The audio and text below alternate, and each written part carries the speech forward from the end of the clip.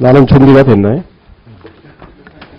예, 우리 조희연 교육감님께 예, 여쭤볼게요.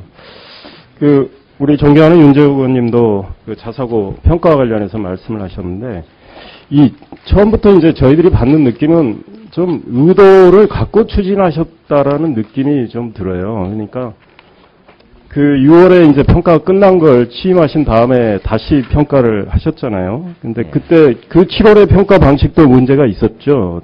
자체 내에 많은 비판이 있었는데 그거부터 좀 보시죠. 저 설문 문항을 보면 이 자사고 인근의 중고등학교 교사와 학생, 학부모들에게 의견을 묻는 건데, 이 특정 자사고가 자율형 사회고로 운영되면서 기아의 학교의 교육활동과 학교 발전에 끼친 영향은 어떻다고 생각하나? 자사고를 지정 취소하고 일반고등학교로 바꾸는 것에 대해 어떻게 생각하나? 그러니까 이 특정 답변을 유도하는 듯한 질문을 이제 이렇게 했어요. 그래서 새정치민주연합 시의원께서도 이거는 좀 누가 봐도 뻔한 답변을 유도하는 그런 설문이다 부적절하게 지적을 했고, 또 우리 교육청의 국장님 성함은 알고 있지만 그분도 그렇게 생각하고 있다고 답을 했죠. 그 결과 14개 학교가 다 지정 취소되는 그런 점수를 받았고, 그래서 많은 지적이 제기돼서 다시 평가 지표를 만들어서 우리 윤재욱 의원님 얘기하셨지만 이 배점도 변경하고 또 새로운 지표를 만들었습니다. 교육청 재량평가 지표 추가했고 또 배점 확대하고요.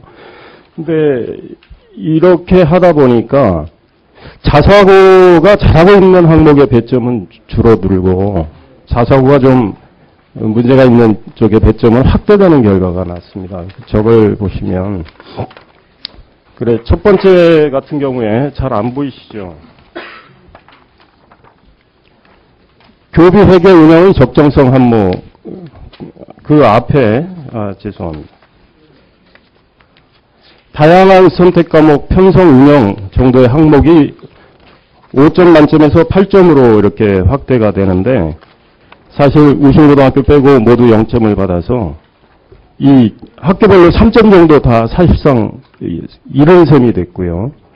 그 다음에 교비회계 운영의 적정성 항목 이 만점을 다들 받았는데 배점은 축소가 돼가지고 또 1점, 한 점 뺏긴 셈이 됐고 등등 해가지고 계산을 해보니까 제가 자치 쪽 신설된 지표에 대해서는 편차가 작아서 계산을 안 했어요.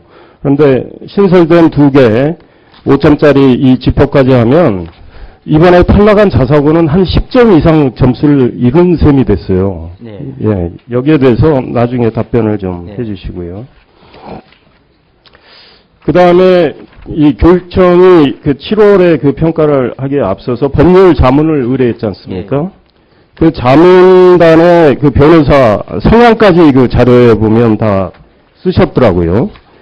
그래서 보수 성향이 한 분이고 진보 성향은 4분으로 되어 있습니다. 그런데 보수 성향이라고 써있는 분도 우리가 보기에는 진보 성향 같아요. 왜냐하면 이분이 진보 성향이라고 써있는 이모 변호사가 2분인데 저 뒤에 있는 이모 변호사와 함께 제2차 밀양 희망버스 제안자입니다. 이거 한번 했다고 성향을 우리가 할 수는 없지만 약간의 균형을 맞추기 위해서 약간 위장한 거 아닌가라는 이런 느낌이 들어요. 그래서 나중에 답을 좀 주시고요. 그런데 이분들조차도 검토 의견의 단서 조항을 보면은 이 지정 취소 권한 보유자는 교육감이라고 하면서도 교육부가 지정 취소 처분은 자치사무로 해석하더라도 초등학교 교육법 시행령상의 취소 사유가 아닌 것에 의한 지정 취소로 판단해서 시정명령 등의 조치가 가능하다. 이런 의견을 단서조항으로 전부 내고 있습니다. 그 다음에 평가 지표 추가와 관련해서는 신뢰보호 원칙에 어긋난다는 의견을 더 많이 내고 있어요. 그럼 이 단서조항은 보셨습니까?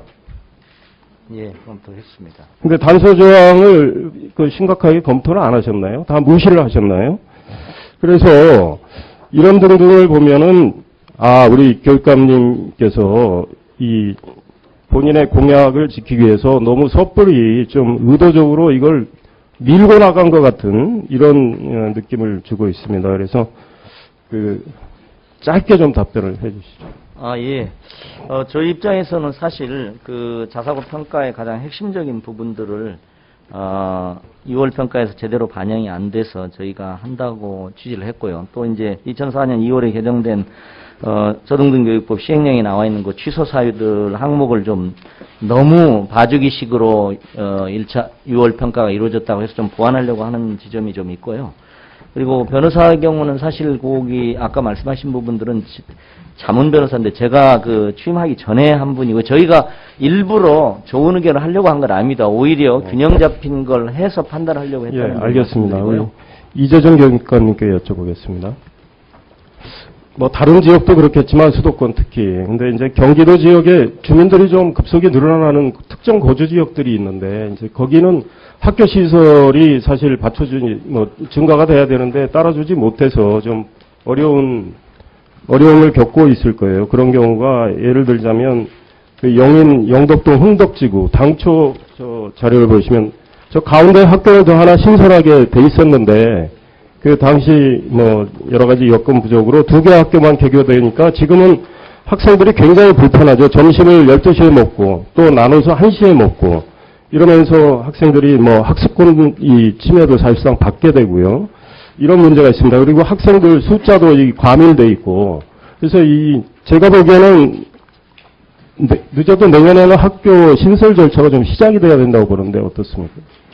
네, 저희는 이제 학교 신설의 원칙이 실제 취학률이 얼마나 되느냐 하는 것을 종합적으로 검토해서 학교 설립 여부를 적극적으로 판단하고 있습니다.